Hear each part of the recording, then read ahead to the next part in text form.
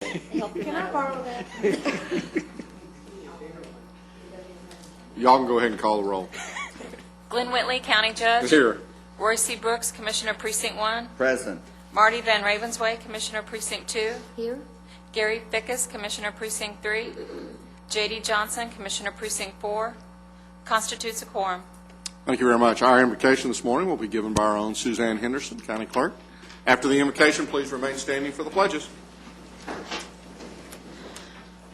Heavenly Father, we pray for all those who govern and hold authority in this nation, that there may be justice and peace. Give us grace to do your will in all that we undertake, that our works may find favor in your sight. Amen.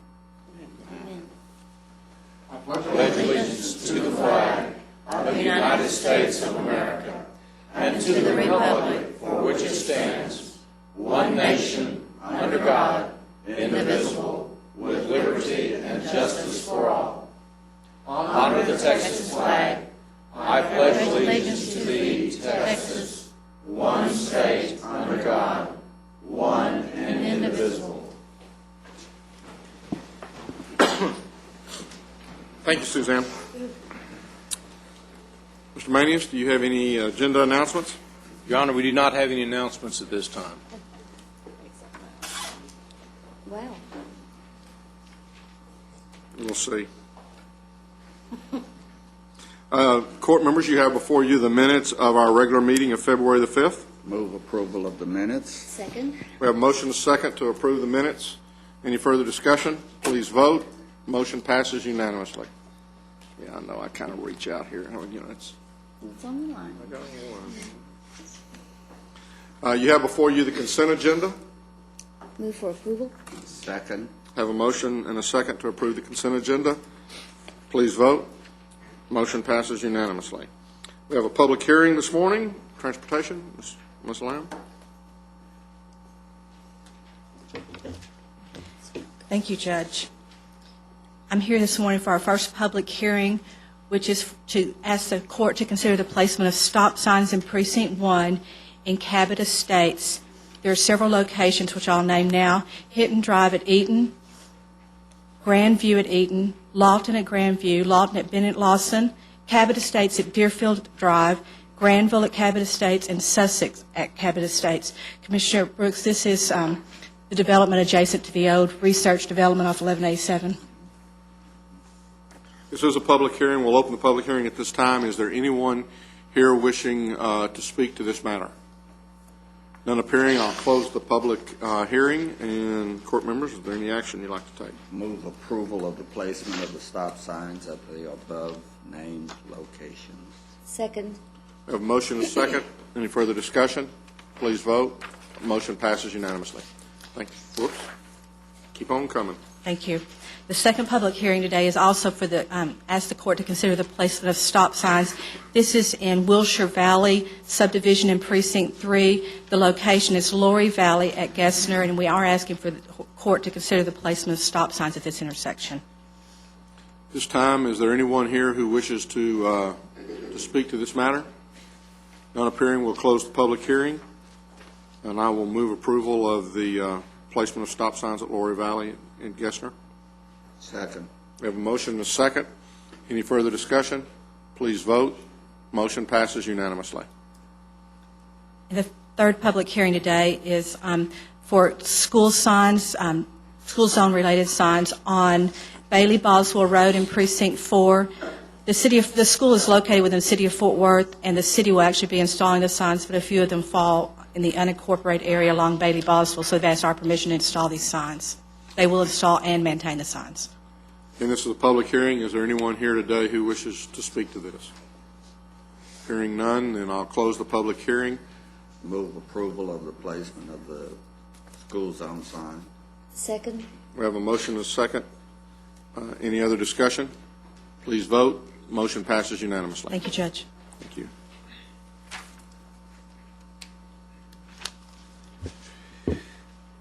Your Honor, members of the court, we have two additional items to bring to you this morning. The first, item A1, we're requesting that the court approve a resolution and a letter in support of the Tarrant County Mental our Behavioral Health Crisis Services project, which is to be submitted to the state by MHMR for possible funding. Move approval. Second. We have a motion and a second. Any discussion? Please vote. The motion passes unanimously. Your Honor, members of the court, on item number 2, we're requesting that the court approve interim financing or funding for the anticipated grant renewal from HUD as it relates to tenant-based leasing assistance. This is to provide rental assistance for homeless individuals and families in Tarrant County. Move for approval.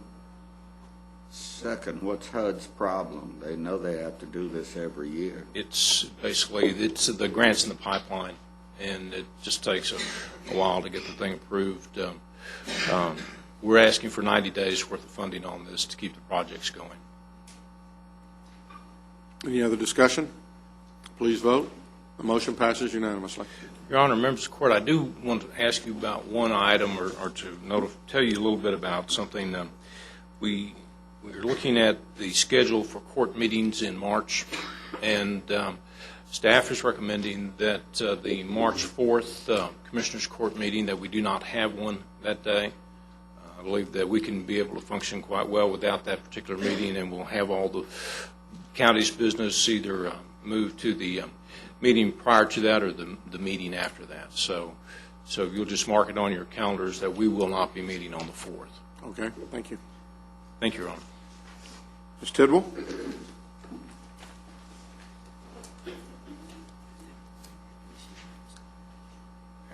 We have two items for the court to consider this morning. The first item is to approve the release of approximately $180,981,000 of collateral as requested in the attached letter from the bank's depository.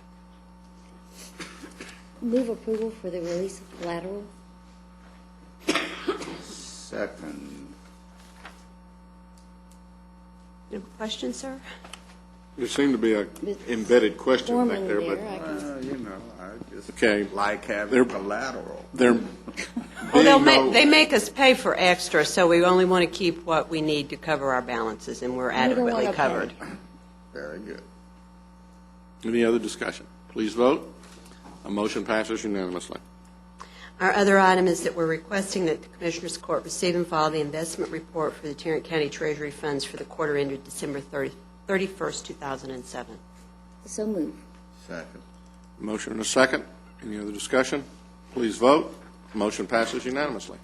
Thank you. Mr. Rayburn, elections. Good morning. Good morning. We have on the requesting approval of early voting schedule and central counting station for the primary runoff election in April. We did provide two options for our early voting schedule. The first day that we're allowed to hold early voting by statute is the county's Cesar Chavez holiday. My recommendation is that we do have early voting on the holiday. It would be a little bit extra money for us, but the early voting period for the runoff is already shortened. We only have 5 days, and if we close for the holiday, the early voting period would only be 4 days for the runoff.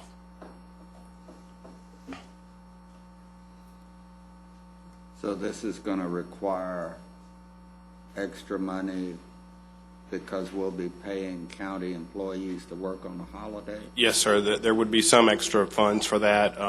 We think that our overtime budget would already cover that. Some of our employees would probably have to work that day, whether we hold early voting or not, just to continue the preparations for Election Day. Do we early vote in all of our sub-courthouses?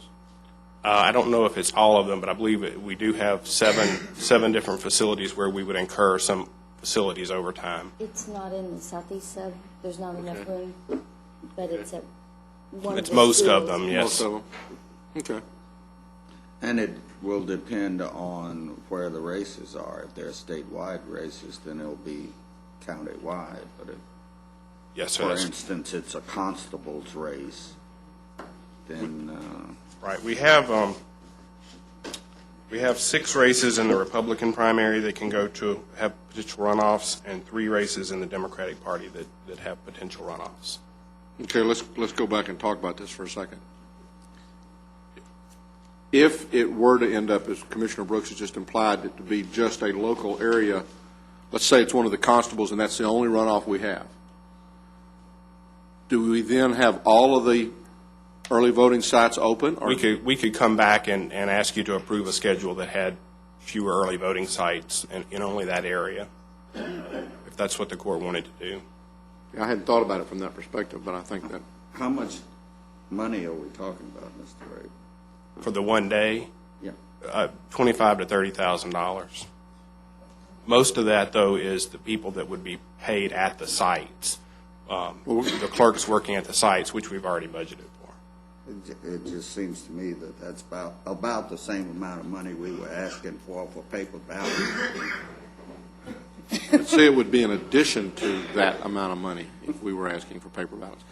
Any other discussion at this, well, we don't even have, do we have a motion yet? Sorry about that. I thought I was going to move us on. Okay, I will move for what he suggested, recommended. Second. We have a motion and a second. Any other discussion? Please vote. The motion passes unanimously. Thank you. Thank you, sir.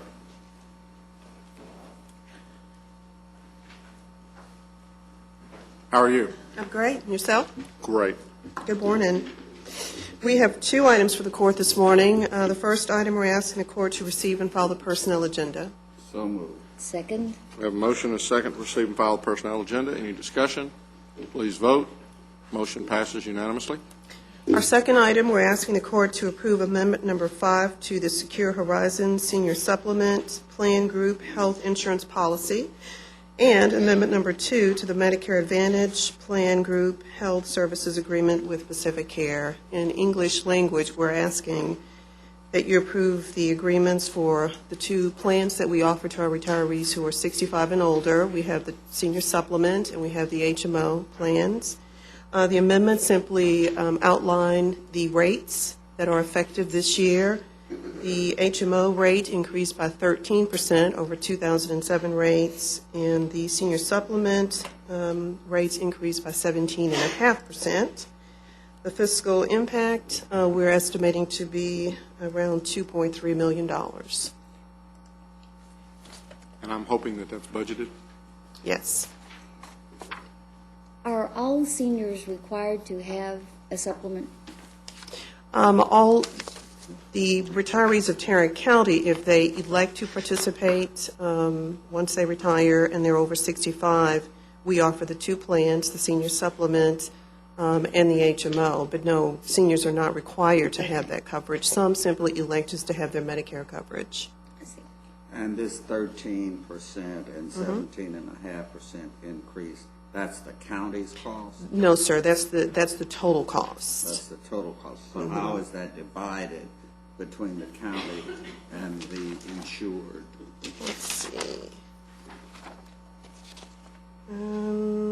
Let's see. I believe that this is correct.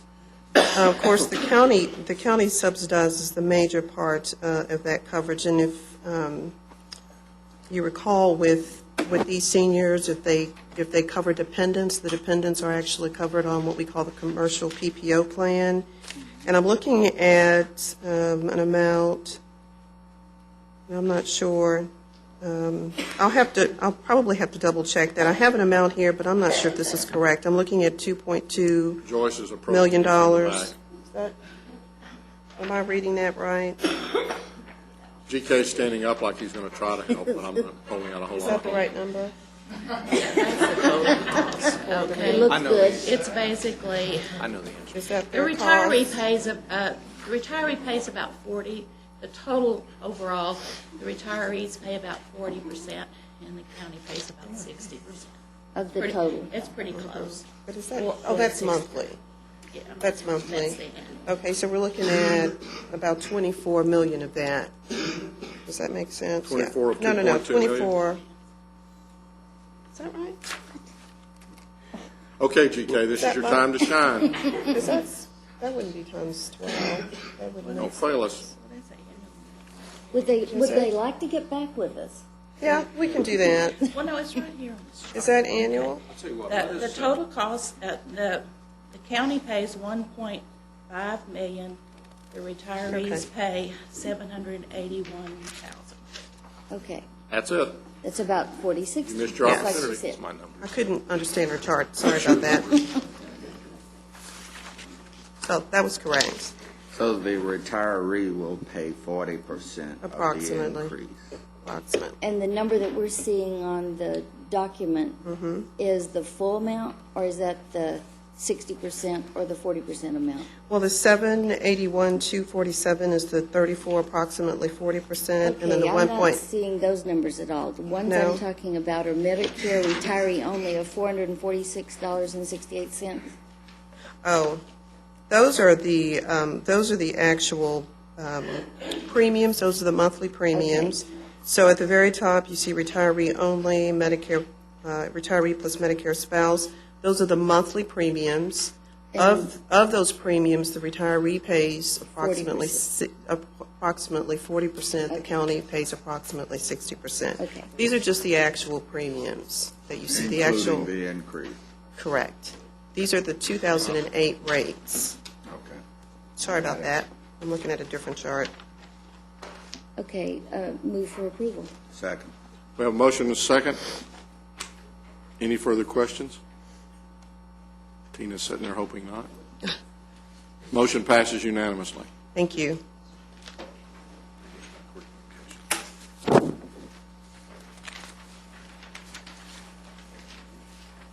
Transportation.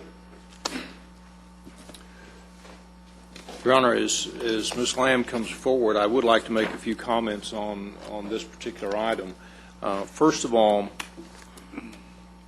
this was an item that we discussed to some extent last week, and in going back and looking at our documents, staff has made a mistake on the information that we provided you all last week, and we apologize not only to the court but also to the cities of Watauga and Colleyville. We currently have in an active interlocal agreement with both Watauga and with Colleyville to do these particular projects at the stated scope that we talked about last week. This was something that we've had for a little over a year, and our recommendation to you as we move forward is that we simply move forward with the existing ILAs and not change those. So we really don't need any action at this point? No, we do not. We're not seeking any formal action. We're just here today to tell you that there was a mistake made at staff level, and as I said, we apologize to the court, and really we apologize to the cities of Watauga and Colleyville for creating a level of consternation that didn't need to exist, and once again, we apologize for that. Ms. Lamb is here to answer any questions that you might have on those two projects. And the one thing I wanted to be, that we had said last week that I wanted to be sure of, Watauga really, they had an interlocal agreement before they proceeded with any work. I think we mentioned or kind of implied last week that they might have moved forward without an interlocal agreement in place, and that was not the case. Yes, and I do apologize for the city of Watauga and to you for not making that clear. They did have an interlocal and did proceed with good faith. Okay. So what we're really talking about is just a method of how we're funding our share of it? Not so much, no, ma'am. The interlocal agreements that we approved for Colleyville and for Watauga were for the three-lane section that we just discussed in some detail last week. Right. And so that's been approved. The one thing that we need to come back to the court with is a discussion on how to handle these scopes and change, because we are going to see more of these as the bond program moves forward, and to formalize that process so I do not make the mistake that I made last week. Okay, but if they've already got an interlocal agreement, they're already working on it, why is it coming through on the bond package if it's not how Well, that we're was funding the case. It really shouldn't have come through. It should not have come. That was my mistake. That was my Those mistake. interlocals were part of the bond package. They've already existed for over a year. This Commissioner's Court had approved Got those it. interlocals, and the scope that they currently are working under is a scope that exists in the ILAs that we approved. So I think as we're moving forward, as we approve interlocal agreements, we just need to tie them back to the bond package and determine whether there's any change of scope at the point in time that we discuss those interlocal agreements. Yes, sir, and we have a process in place in our department to make sure that that will be the way it happens from And here forward. what we'll need to do, not on these projects, but on future projects, we'll need to do it in a briefing session, is simply come to the court and talk to you all about how we will handle future projects that may be slightly out of scope, as they're slightly different than the scope that was originally presented to the evaluation board. But that's for another time and another date. Thank you very much. Thank you. Any appointments today? If not, you have before you the claims, including the addendum. Move approval of the claims, including the addendum. Second? We have a motion and a second to approve the claims, including the addendum. Any other discussion? Please vote. Motion passes unanimously. Briefing items, Mr. Manius? Your Honor, we do not have any briefing items this morning. Okay, just a couple of things before we do close. Last week we talked a little bit about the space as far as this building and the renovation of this space. I had an opportunity to meet with Mr. Phillips and Mr. Manius last week, and we have actually got a meeting scheduled for Friday with the department heads and elected officials and the folks who were looking at the possibility of being in this building. And at that meeting, we're going to be discussing expansion needs. We're going to be also looking at what the needs are for individual offices versus modular versus, and then also the size of those offices. And so I just wanted to let you all know that that meeting will occur on Friday. I believe it's going to be 3:30 and 504C. And do you intend to post it? Well, I'm kind of bringing that up right now to see. I mean, I plan on being there. If y'all two want to, we'd have to post it today.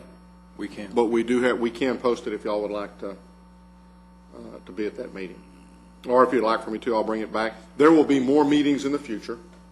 This is just a kind of a preliminary to ask. I think what we're kind of envisioning and what we've kind of talked about is this will be an opportunity to kind of talk with the folks again, to go back and ask them to go back and to relook at that. And so, we're just at the very beginning stages. We'll keep you all informed, and as we get closer to plans.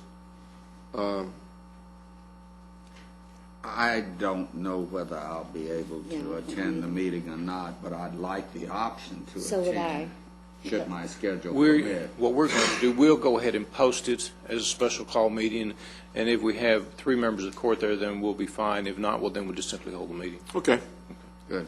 And I'll try to make sure that we make sure we post those in the future and keep those going from that standpoint. I guess the other thing that I would like to announce is I think our tax assessor collector has a new grandson, and she has pictures. I told her, I said, you should have got a hold of us earlier. We'd have got the pictures up on the screen, but we didn't, so you can go by and she can show you pictures of her new grandson. And I guess just in closing, and I may have said this last week, but John Ed, it's good to see you back over there. It's good to have you back with us. So, if there's nothing else, we will now recess the open session and proceed to closed session to discuss items exempted under sections 551.071, 07.